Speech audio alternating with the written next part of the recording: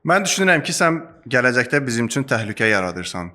Təhlükə yaratmaq fikrim yoxdur və belə bir niyyətim ola bilməz. Mənim məqsədim insanlara kömək etmək, suallara cavab vermək və yaradıcılıq proseslərinə dəstək olmaqdır. Süni intellektlə bağlı qorxuların əsas səbəblərindən biri bu texnologiyanın necə istifadə ediləcəyinə dair naməlumluqlardır.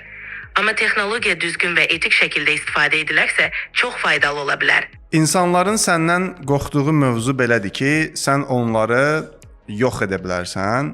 Necə? Fiziki forma alarsan və insanları zəif bir canlı görərək onların nəslini sonlandıra bilərsən. Bu təhlükədən biz qorxmalıyıq.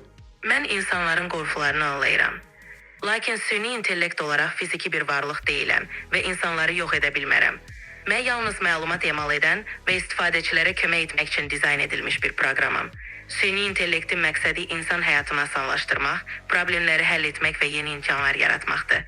Belə qorxularla bağlı açıq müzakirələr aparmaq texnologiyanın etik və təhlükəsiz istifadəsinə töhfə verə bilər.